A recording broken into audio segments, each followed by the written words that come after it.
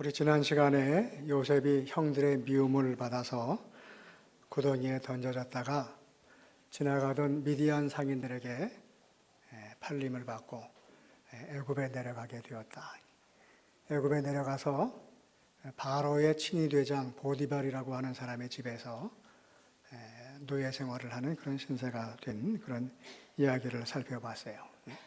오늘 1절 말씀을 보면 그 후에 그랬는데, 이 그 후에라고 하는 말은 요셉이 애굽으로 팔려간 후 어느 정도의 세월이 지난 다음에 유다는 자기 형제들을 떠나서 자기가 나름대로 자기가 정한 그런 어떤 지역으로 옮겨갔는데, 그곳이 어딘가 하면 형제들로부터 떠나 내려가서 아둘람 사람 히라와 가까이 하니라.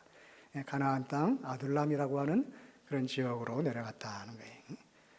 근데 오늘 본문에 자기 형제들로부터 떠나 내려가서라고 할 때, 이 내려간다라고 하는 말은 위에서 아래로 내려간다는 그런 뜻도 있고, 또 어떤 장소에서 다른 장소로 옮겨간다라고 하는 그런 의미도 있어요. 그런데 또 한편으로는 하나님의 뜻을 떠나서 이 세속적인 삶으로 내닫는, 하나님의 뜻을 떠나서 그 하나님의 말씀을 떠나서 자기 욕심과 생각대로 그렇게 살아가는 인간의 발걸음을 묘사할 때도 내려간다라고 하는 히브리 단어 아라드라고 하는 그런 단어를 사용을 하기도 했습니다.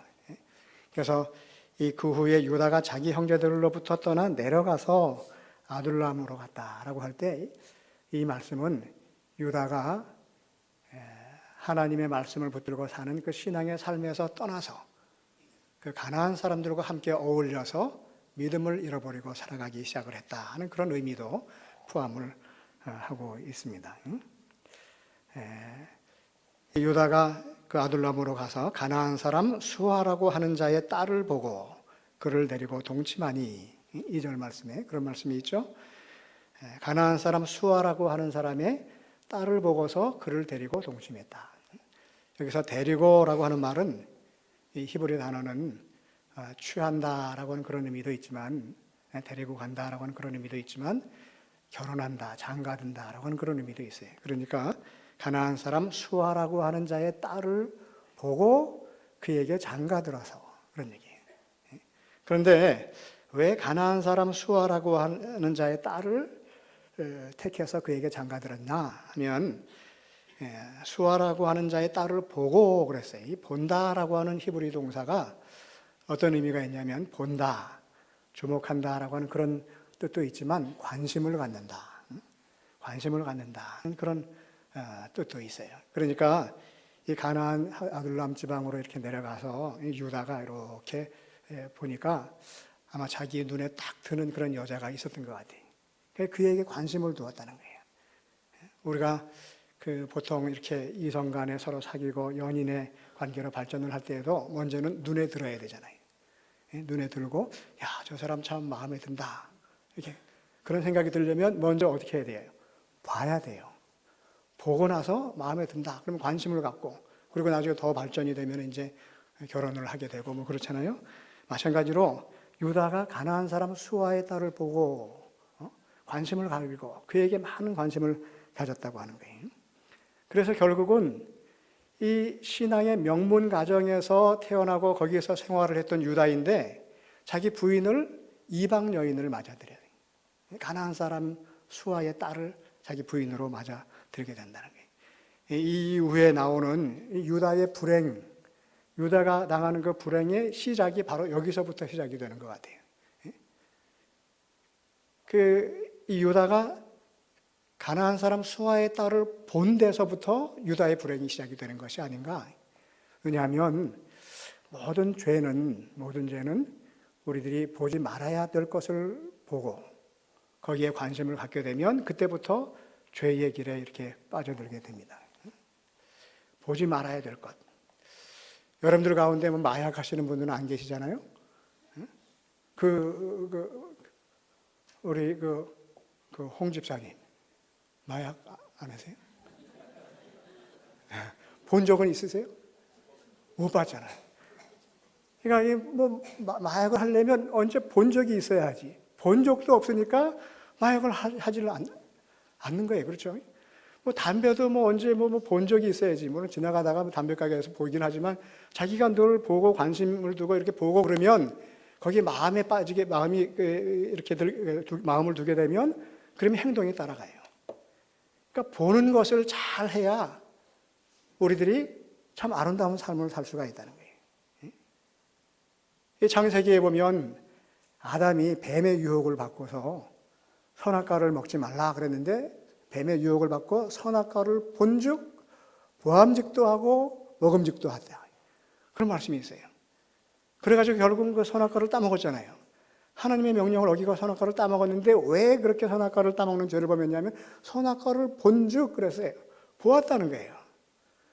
하나님께서 따먹지 말라 그러면 그냥 눈도 두지 않으면 될 텐데 따먹지 말라고 했는데 자꾸 들여다보는 거예요. 그럴 때 본즉 할 때 보다라고 하는 동사도 똑같이 유다가 그 딸을 보고 할 때 이 본다라고 하는 동사는 똑같은 단어를 썼어요. 노아 당시에 옛날 그 노아 당시에 많은 사람들이 죄를 범해서 그 죄가 관영함을 보고 하나님께서 마음이 상하셔서 결국은 홍수로 심판을 하시잖아요. 근데 창세기 6장 2절에 보면 이런 말씀이 있어요. 하나님의 아들들이 사람의 딸들의 아름다움을 보고 자기들이 좋아하는 모든 여자를 아내로 삼는지라.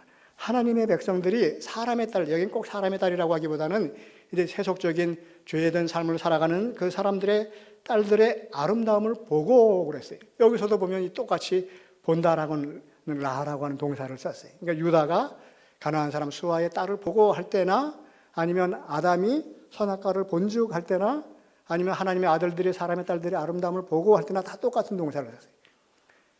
하나님께서 명령하시기를 하지 말라, 먹지 말라 하는 일을 자꾸 쳐다보고 거기에 마음을 두다 보니까 결국은 빠지게 되는 거예요. 그러다 보니까 죄를 짓게 되는 거죠.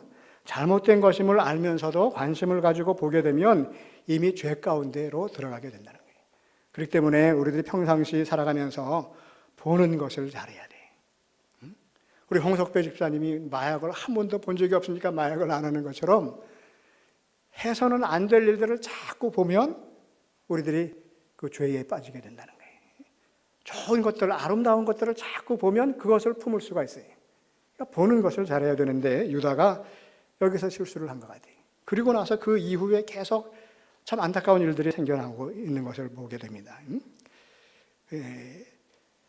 그가 임신하여 유다가 그 가나안 여인 수아의 딸을 데리고 결혼을 해서 그가 임신하여 아들을 낳음에 유다가 그 이름을 엘이라 했다.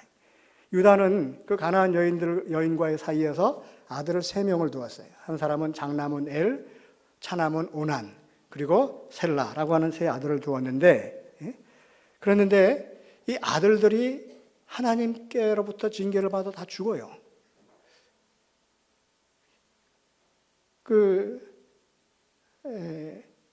7절 말씀을 보면 유다의 장자엘이 여호와가 보시기에 악함으로 여호와께서 그를 죽이시니라. 그리고 또 오난도 죽어요.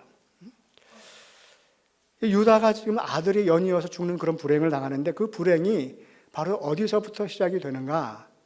유다가 잘못 보고 이방 여인을 아내로 맞아들이고 그러면서부터 그 불행이 시작이 되는 것을 알 수가 있습니다. 여러분, 유다는 우리가 아는 대로 신앙의 뼈대에 있는 집안 사람이에요. 유다의 증조 할아버지가 누구냐면은 아브라함이에요. 할아버지는 이삭이에요. 아버지는 누굴까요? 야곱이에요. 그러면 유다의 증조 할머니는 누굴까요? 아브라함의 부인 사라. 그럼 할머니는 이삭의 아내 리브가. 그러면은 어머니는 레아. 그러니까 이 증조 할머니도 그렇고 그 어머니도 할머니나 어머니도 그렇고 할아버지 그 아버지 전부 다 신앙의 명문 가정의 사람들이에요. 그 가정에서 자란 유다가 이방 여인, 이방의 신을 섬기는 가나안 여인을 아내로 맞이하게 됐다는 거예요. 사람들이 자라면서 아이들이 자라면서 가장 큰 영향을 받는 것이 가정이죠. 물론 학교에서 거의 대부분의 시간을 보내지만 이 가정은 이게 알게 모르게 보이지 않는 교육이 이루어지는 것이 바로 가정이에요. 이 가정의 분위기가 사람을 만들어 나가잖아요. 근데 가정에서도 누구의 영향을 가장 많이 받는가 하면 아버지보다는 어머니의 영향을 더 많이 받아요. 왜 그럴까요? 아버지보다는 어머니와 함께 있는 시간이 더 길거든요. 더 많거든요. 그러니까 아이들은 어머니의 절대적인 영향을 받는데, 그런데 이 유다의 아들들이 자라면서 그 어머니가 이방 여인이기 때문에 모르긴 해도 이방 신들을, 우상의 신들을 들여왔을 거란 말이에요. 그러니까 집안의 분위기가 예전에 할아버지, 뭐 아버지, 그때 있었던 분위기와는 이게 분위기가 달라지는 거예요. 이방 신을 섬기는 그런 분위기로 그 집안의 분위기가 달라질 수밖에 없겠죠. 그래서 그 신앙의 가정에서 이방 여인이 들어와 가지고 유다의 부인이 이제 그 가정을 이끌어가면서 그 후에 난 아이들이 그 어머니의 그 집안의 영향을 받는 거예요. 그러다가 결국은 장자 엘이 하나님께서 보시기에 너무 악하기 때문에 하나님께서 장자 엘을 죽이시는 거예요. 성경에는 장자 엘이 어떤 죄를 지었기 때문에, 어떤 악을 행했기 때문에 죽임을 당했는가 하는 기록은 없어요. 그런데 사람들은 생각을 하기에 아마 이 엘이라고 하는 그 유다의 아들이 성적인 그 문란함이 굉장히 심했고, 이방 신들을 이렇게 섬기는 사람들은, 보통 이방 신에게 제사를 드리는 사람들은 이방 신전에서 종교 의식을 행하면서 집단적으로 성행위를 하고 뭐 그런 그 생활들을 늘 해왔던 사람들이기 때문에 아마 유다의 가정에서도 그런저런 분위기가 아마 형성이 되었을 것이고, 유다의 아들들이 여러 가지 죄악뿐만 아니라 성적인 그런 문란함으로 인해서 오는 그런 악을 많이 행했던 것이 아니냐가 아마 그렇게 추측을 해요. 그러니까 오죽하면 하나님께서 징계하시면서 그 엘을 죽이셨겠냐 말이에요.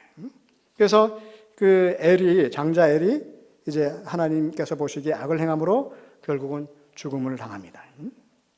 죽음을 당했는데 엘이 죽고 난 다음에 그 둘째 아들 차남인 오난이라고 하는 사람을 유다가 형이 죽고 난 다음에 남은 형수에게로 들여보내줬다는 거예요.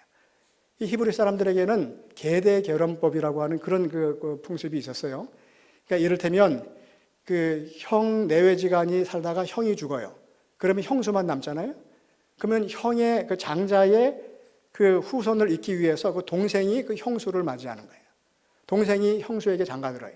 그래가지고 아들을 낳으면은 그 아들이 자기 아들이 아니라 그 형수의 아들, 형의 아들이 되는 거예요. 그리고 또 만약에 둘째 아들도 죽었다 그러면 그 다음엔 셋째 아들이 또 대신 또 들어가. 셋째 아들이 죽으면 또 넷째 아들이 있으면 넷째 아들이 다시 들어가는 거예요. 그런 풍습이 있었어요.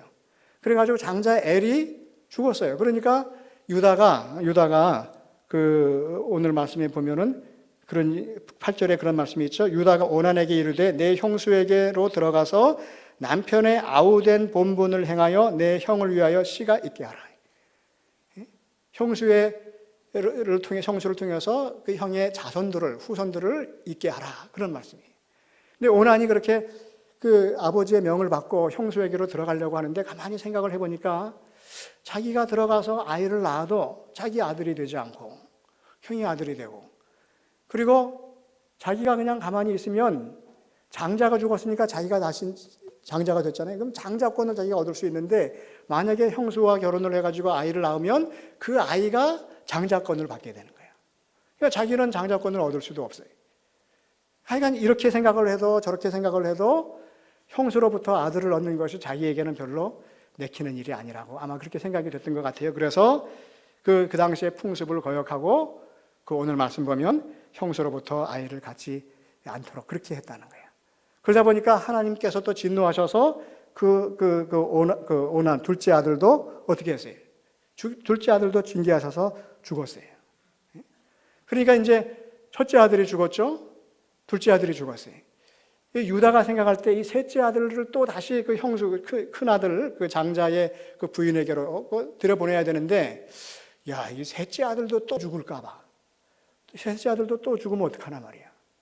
그렇게 걱정이 돼서 그 자기 며느리가 오늘 말씀 보면 다말이라고 그랬죠. 이 유다가 이 다말이라고 하는 며느리를 얻을 때도 또 어떤 일이 있었냐면요. 유다가 장자 엘을 위해서, 엘이라고 하는 그 장자를 위해서 그 장자의 신부감을 자기가 나서서 그 신부감을 구해서 장가를 보내는 거예요. 그런데 그 신부감, 장자의 신부감도 가난한 사람이야. 자기 부인도 가난한 사람이죠. 자기 큰아들의 부인도 가난한 사람이에요. 다말이라고 하는 여인. 그 여인도 가난한 사람이야. 그러니까 며느리도 가난한 사람, 이방 여인이고 자기 부인도 이방 여인이니까 그 집안의 분위기가 얼마나 참 그렇겠어요. 그러다 보니까 자녀들이 이제 하나님을 경외하지 못하고 죄를 짓고 그러다 보니까 징계를 받고 그래서 또 동생이 들어갔는데 동생도 또 하나님께로부터 진노를 받고 죽고 이 집안이 그냥 그야말로 풍지박산이 되는 거예요. 그랬을 때 아버지 유다가 생각하기에 야, 막내 아들 셀라도 또 다말에게로 들어가면 얘도 죽는 게 아닌가 그런 생각이 드니까 속된 말로 유다가 꼼수를 부린 거야. 지금 이 셀라가 내 아들 셋째 아들 셀라가 지금 어리기 때문에 이 아들을 너에게로 다시 들여보내야 되는데 너무 어리니까 이 아들이 장성할 때까지 네가 좀 기다려라. 그리고 너는 친정 가서 있어라 말이야. 그리고 친정으로 내려보냈어요. 그리고 이 아들이 막내 아들이 장성하게 되면 다시 들여보내주겠다고 그렇게 얘기를 한 거야. 근데 그렇게 얘기를 했을 때는 유다가 사실 그럴 생각이 아니라 작은 아들, 그 막내 아들 셀라는 다말에게로 보낼 마음이 없었어.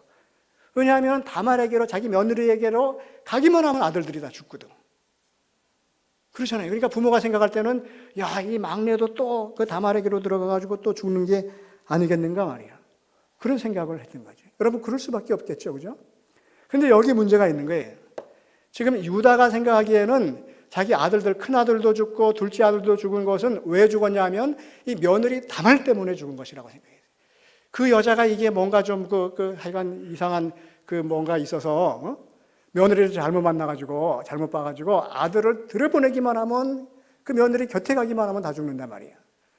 옛날 우리 어른들이 많이 그런 경우가 있었죠, 그죠? 그런 생각을 하는 경우가 있었죠. 그럴 때는 뭐 했어요? 굿했잖아요, 굿. 근데 유다는 자기 가만 생각해 보니까 며느리가 가까이 가기만 하면 아들들이 죽으니까 내 아들들이 죽는 것은 누구 때문이라고요? 웃잖아 이렇게 얘기를 했는데도 누구 때문에 죽는다고 생각했어요? 며느리 다말 때문에 죽는다는 거예요. 그래서 셋째 아들은 다말 곁으로 들여보내지 않으려고 며느리를 친정으로 보내버린 거예요. 그런데 사실은 그 며느리 때문에 죽은 것이 아니라요. 유다의 큰아들 엘은 왜 죽었어요? 7절 말씀을 보시면 유다의 장자 엘이 여호와가 보시기에 악함으로 여호와께서 그를 죽이신지라. 10절에 보니까 그 일이 여호와가 보시기에 악함으로 여호와께서 그도 죽이시니라. 7절 10절을 보면 엘이 죽고 오난이 죽은 것은 여호와 보시기에 악했기 때문에 죽은 거예요. 다말 때문에 죽은 것이 아니라 유다의 아들 엘과 오난이 하나님 앞에서 악을 행했기 때문에 죽은 거예요. 다말 책임이에요? 아니면 아들들 책임이에요? 아들들 책임이에요. 그런데 그 아들들이 그렇게 악을 행하고 하나님께로부터 징계를 받아서 죽임을 당할 수밖에 없을 정도로 그렇게 악한 생활을 할 수밖에 없었던 그 근본 원인을 누가 제공했냐 하면은 아버지 유다가 제공했다는 거예요. 왜냐하면 가나안 여인을 맞이하고 며느리를 가나안 사람 맞이하고 집안에 우상을 섬기는 분위기를 만들어 놓고 이러다 보니까 아들들이 그 분위기 속에서 자라고 하나님 경외하는 것을 멀리하고 하나님께 반기를 들고 오죽하면 하나님께서 진노하셔서 죽였겠냐 말이에요. 책임이 누구에게 있어요? 유다에게 있어요. 그런데 유다는 자기에게 그 원인이 책임이 있다고 생각하지 않고 다말에게 책임이 있다고 생각을 했어요. 망하는 사람들의 공통점이 있어요. 그게 뭐냐면요, 어떤 문제가 생겨났을 때 항상 그 문제의 원인을 자기 자신에게서 찾지 않고 다른 사람에게서 찾는 거예요. 누구 때문에 이래 안 된다는 거예요. 우리 집안이 이렇게 자꾸 어려워지는 것은 며느리가 잘못 들어와서 그렇다는 거예요. 옛날 어르신들 그런 얘기 많이 하셨잖아요. 내가 이렇게 불행한 것은 저 인간, 저 양반, 내 남편 때문에 그렇다는 거예요. 아이들이 이렇게 참 그냥 엉터리같이 살아가는 것은 저 남편 때문에 그렇다는 거예요. 그리고 아이들이 제대로 못해서 그렇다는 거예요. 근데 가만히 생각을 해보면 남편 때문도 아니고요, 아이들 때문도 아니고 가만히 보면 사실은 나 때문이에요. 아이들이 누굴 본받아요? 부모 본받지. 그렇잖아요. 근데 아이들이 부모가 하는 행동을 보고 자라지 않아도 그래도 아이들은 부모를 닮아가더라고요. 제가 지지난주에 하여간 몸에 조금 문제가 있어서 병원에 한 이틀 입원을 했었어요. 근데 입원하고 있는 동안에 저희 집사람이 저희 아들 전화를 받았어요. 이렇게 통화를 하다가 지금 여기 병원인데 아빠가 지금 이래저래해서 병원에 지금 입원하고 있단 말이에요. 그랬더니 그래요? 그리고 그냥 자기 얘기하고 끊는 것 같더라고. 옆에서 이게 조금씩 들리거든. 이게 핸드폰으로 소리가 들리는데 그래 섭섭하더라고요. 근데 조금 있으니까 뭐 이야기가 이렇게 잘 끝나질 않아가지고 뭐가 이렇게 아마 그 중간에 전달이 잘 안 됐는지 다음에 또 다시 전화가 왔어. 그래서 또 통화를 하는데 제가 옆에 있으면서 현수야 아빠 아파 그랬어요. 그랬더니 또 뭐라고 들렸냐면은 그건요 조금 시간만 가면 다 낫는 거예요. 괜찮아요. 그러더니 또 자기 얘기를 한참 하고 그러고 끝냈더라고. 와 진짜 섭섭하대. 보통 웬만큼 진짜 제대로 된 아이 같으면 아빠 좀 어떠세요? 많이 아프세요? 그리고 또 다른 얘기가 아니라 현수야 아빠 아파 너무 아파 그렇게 들었잖아. 그러면 아빠 많이 아프 그렇게 얘기를 해야지. 그 물어보는 게 정상이지. 그 시간이 가면 낫는 거예요? 그리고 자기 얘기하더라고. 야 이렇게 무심한 놈이 있나 말이야. 제가 그래가지고 궁시렁궁시렁 거렸죠. 이게 너무하다 말이야. 아들이 이럴 수가 있냐 그랬더니 당신 옛날 그 모습 똑같다는 거예요. 그 아들이 완전히 당신 100%, 150% 판박이라는 거예요. 당신 과거를 한번 생각해 봐라 말이야. 가만히 생각을 해보니까요. 제가 저희 어머니한테 그랬어요.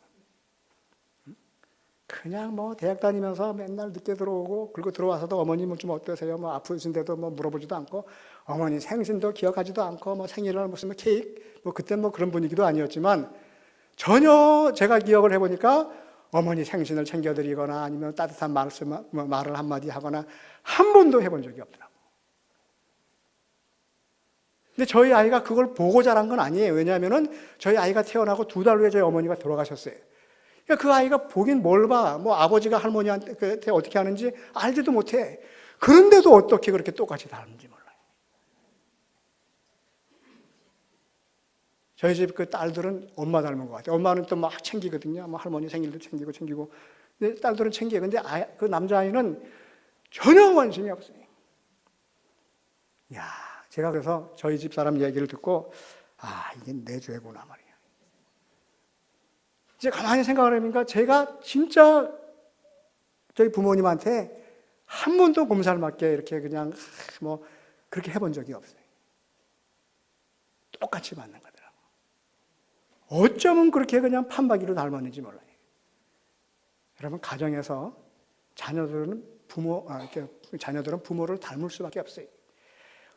엘이 하나님께로부터 그 징계를 받고 죽임을 당하고 오난이 죽임을 당할 수밖에 없었던 것은 유다가 그 가정의 분위기를 잘못 만들어 놓은 거예요. 이방신을 드리는 여인을 맞아들이고 며느리도 그렇게 자기가 나서서 맞아들였잖아요. 유다가 왜 장남의 며느리를 직접 그렇게 구하고 맞아들였는가? 많은 성서학자들은 그 당시 그 가나안 그 땅에 성적인 문란이 너무 심해서 자기 아들은 그런 그 성적인 문란으로부터 그런 죄악에 휩쓸리지 않게 하려고 미리 일찍 장가를 들게 하려고 조혼, 일찍 결혼시키려고 나서서 부모가 며느리를 맞았다는 거예요. 그러려면 철저하게 그 신앙교육을 시켜야 될 텐데 그런데 그 며느리도 가나안 사람을 맞아버린 거예요. 그러니까 그 집안 분위기가 뭐 그렇게 형성이 될 수밖에 없잖아요. 사실은 아들들이 하나님 보시기에 악을 행해서 결국은 죽임을 당한 것은 1차적으로는 아들들의 책임이지만은 사실은 그 뒤 배후에는 아버지 유다의 잘못이 있는 거예요. 그 원인 제공한 것이 바로 아버지 유다나 다름이 없다고 하는 것이죠. 그런데 유다는 아들들에게 생겨난 불행이, 자기에게 생겨난 불행이 바로 며느리 다말 때문이라고 그렇게 생각을 한 거예요. 우리들이 생활하면서 살아가면서 어려움을 당하고 시련을 당할 때 이게 누구 때문이다, 아무개 때문이다, 뭐 때문이다 이렇게 생각을 하면은요, 그러면 답이 없어요. 거의 대부분의 사람들은 자기에게 생겨나는 좋지 않은 일들은 항상 다른 사람에게 핑계를 대요. 좋은 일들, 잘한 일들은 자기에게 돌리고, 그게 거의 대부분 우리들 대부분의 모습이 바로 그렇잖아요. 그런데 사실은 우리가 어려움을 당하는 것은 하나님께서 우리들에게 깨달음을 주시기 위해서 어려움을 주시는 때가 많아요. 만약에 유다가 첫째 아들 엘이 죽었을 때 자기 자신을 돌아보고 내가 지금 무엇이 문제인지 그걸 깨달아 알았다고 한다면 아마 바뀌었을 거예요. 그러나 유다는 엘이 죽고 오난이 죽을 때까지도 그 불행의 원인이 어디에서부터 생겨난 것인지를 알지 못하고 며느리 때문이라고 생각을 하고 자기 아들을 빼돌리는 거예요.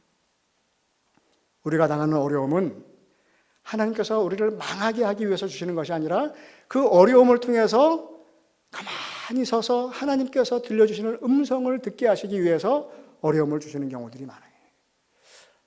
이 어려움들이 자꾸 생겨나는 것이 왜 그런가? 혹시 나에게 무슨 문제가 있는가?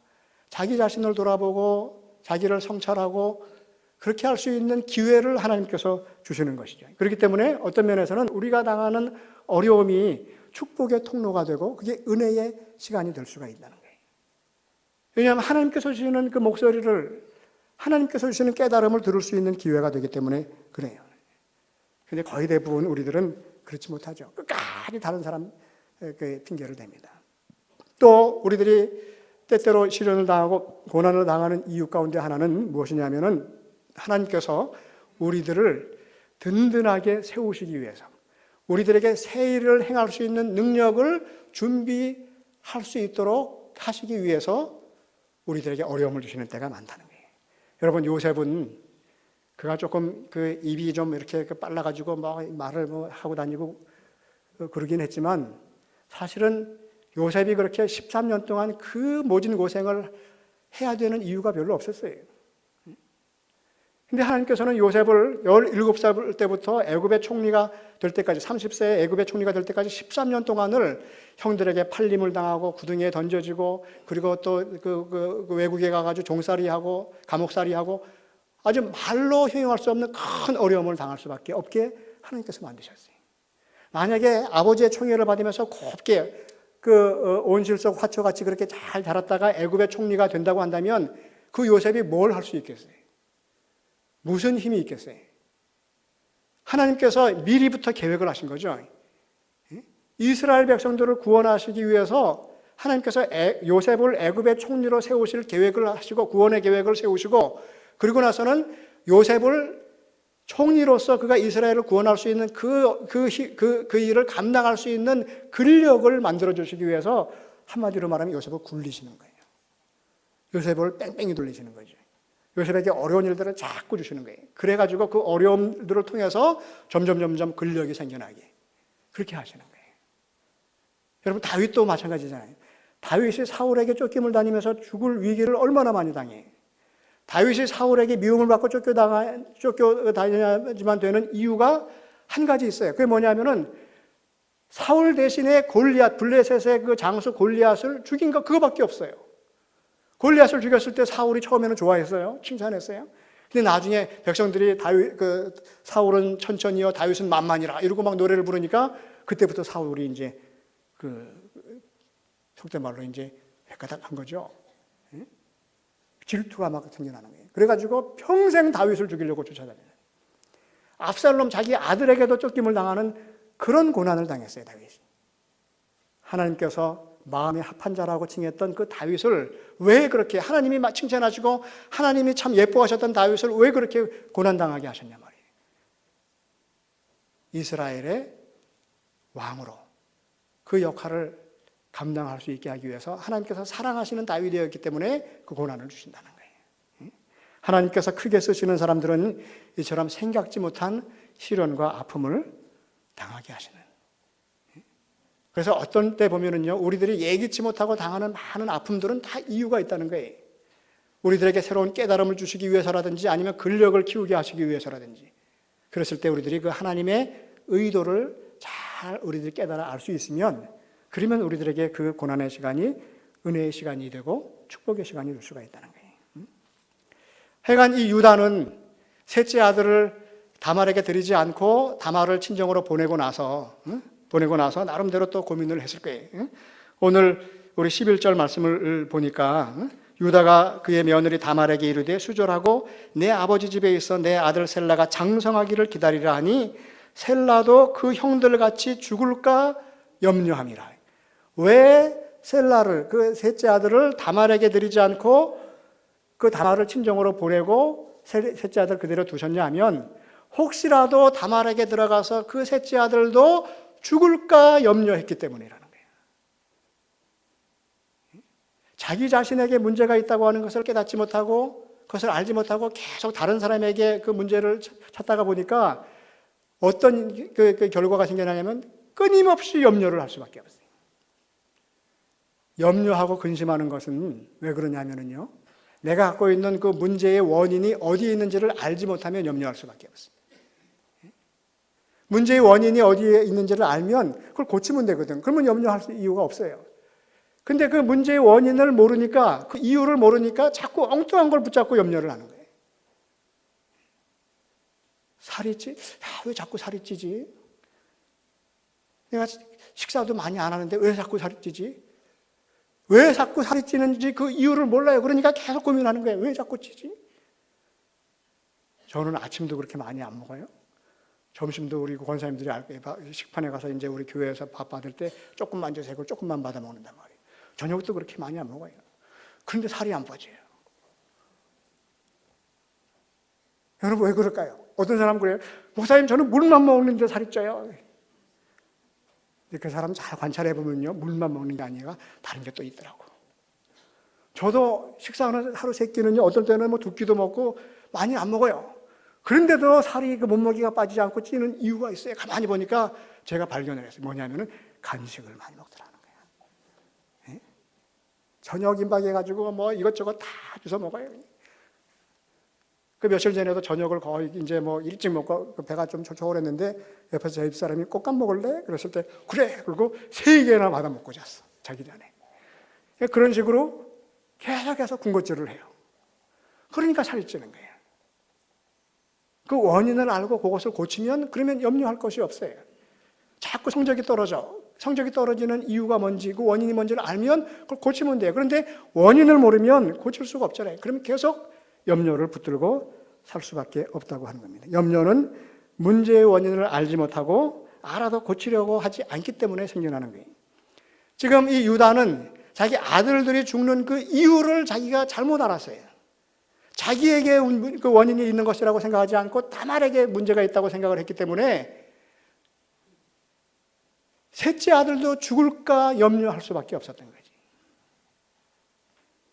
우리들에게 염습하는 염려는요, 우리들 자신을 돌아보고 또 우리들 자신이 새롭게 하나님의 말씀으로 깨달음을 얻을 수 있으면, 그러면 염려를 멈출 수가 있다는 거예요. 하나님 말씀에 순종하기만 하면 사실은 염려할 일이 없어요. 가라 하면 가고 오라 하면 오면 되는 거예요. 근데 그렇게 하지 않으려고 하니까 다른 생각을 하는 거지. 생각하지 못한 어려움이 생길 때, 염려에 휩싸일 때, 그때는 우리들 자신을 돌아봐야지만 되는 때입니다.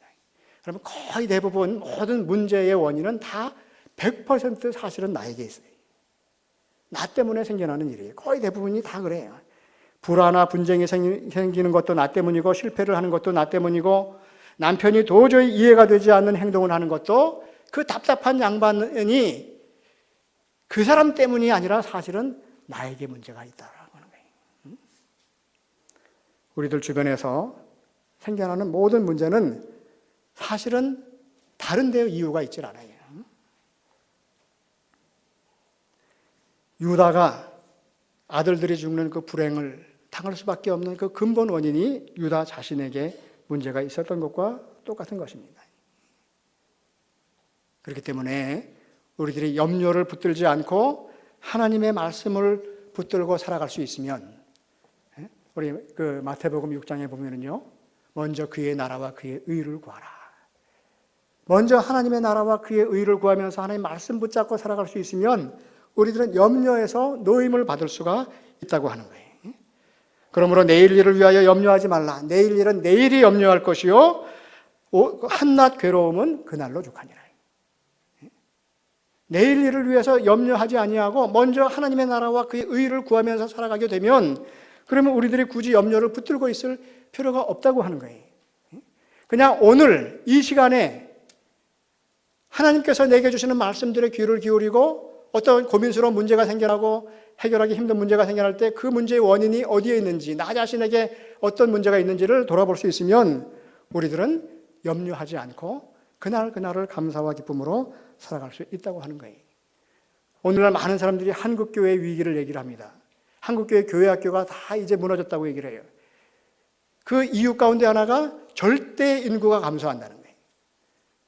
우리나라의 지금 평균 출생률이 1.0이 안 되잖아요. OECD 국가에서 꼴찌예요. 이제 몇십 년만 있으면은 한국에 지금 엄청난 문제가 생긴다고 인구학자들이 얘기를 해요. 교회학교가 줄어드는 것도 당연하다고 얘기를 합니다. 그런데 가만히 생각을 해보면 교회학교의 침체의 이유는 인구가 주는 것, 아이들의 숫자가 주는 것도 물론 그 이유가 되지만 그것만이 문제가 아니에요. 사회 현상이 무슨 바뀌었기 때문에 그게 교회에 문제가 있는 것만은 아니. 가만히 생각을 해보면요, 교회학교의 침체의 이유는 어디에 있냐면은 제일 원인이, 제일 첫 번째 이유가 부모들의 신앙이 무너졌기 때문에 그래요. 몇 년 전에 서울의 장로회 신학대학에서 교회학교 침체의 이유를 연구를 하면서 제일 첫 번째 이유로 꼽은 것이 뭐냐면 부모 때문이라는 거예요. 부모의 잘못이라는 거예요. 우리 지금 여기 계신 신앙의 어르신들은요, 예전에 주일 성수하는 것을 목숨을 내놓고 지킬 정도로 신앙생활을 아주 중요하게 했어요. 신앙생활을 가장 중요하게 생각을 했어요. 근데 오늘날에는 거의 대부분의 어른들도 이제 그 옛날 어른들이 가지고 있던 그 신앙의 그런 모습들을 점점 잃어버리는 거예요. 그래야죠 신앙이 그냥 뭐 이렇게 다 희석이 되는 거죠. 어른들이 진짜 신앙생활을 중요하게 여기고 또 하나님 앞에 하나님 말씀 붙들고 경건의 생활을 하는 것을 아주 귀하게 중요한 일로 생각을 하고 그렇게 생각하지 않고 그냥 시간이 나면 예배드리고 그렇지 않으면 뭐 예배야 뭐 안 드려도 되는 거지. 그리고 아이들이 교회 나가서 활동을 하고 뭐 말씀을 배우고 뭐 하는 것보다는 그 시간에 될 수 있으면 뭐 목사나 장로 아들들도 학원 갔으면 하는 마음들이 있는 경우들이 많아요. 보면. 먼저 아버지 어머니 부모의 신앙의 색깔이 점점 옅어지는 거예요. 신앙이 점점 침체가 됐어요. 그러다 보니까 가정의 분위기가 신앙의 분위기가 형성이 되질 않아요. 아버지가 신앙생활을 하지 않으면서 너 왜 교회 안 가니? 그러면 아들이 뭐라 그러겠어요? 아버지는 가요? 그러잖아요. 교회학교 침체는요, 사람 수가 줄어서, 인구 수가 줄어서 침체되는 것이 아니라 부모인 우리들의 신앙이 무너졌기 때문에 교회학교가 침체가 되는 거예요. 우리들은 문제의 원인을 항상 바깥에서 생각을 합니다. 누구 때문에? 뭐 교회가 제대로 하지 못해서, 뭐 목사 엉터리라, 물론 그런 면도 있어요. 그러나 오늘날 한국 교회의 위기가 사실은 부모인 나로부터 시작이 된다는 거예요. 유다의 아들들이 죽는 것은 아들들이 악을 행했기 때문인데 그 아들들이 악을 행할 수밖에 없는 그 가정의 분위기를 유다가 만들어 놓은 것 때문이에요. 한국 교회가 다시 부흥하고 교회학교가 다시 살아나기를 원한다면 어른인 우리들이 먼저 신실한 믿음의 생활을 할 수 있어야지만 됩니다.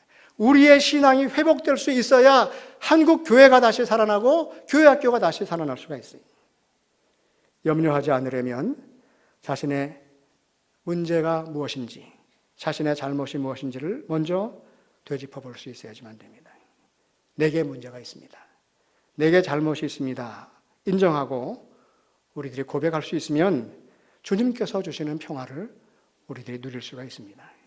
염려하기 전에 먼저 해야 할 일은 우리들 자신의 문제를 들여다보는 것입니다. 그러면 나 때문입니다. 내가 문제입니다. 라고 고백할 수 있을 겁니다. 우리 함께 기도하겠습니다.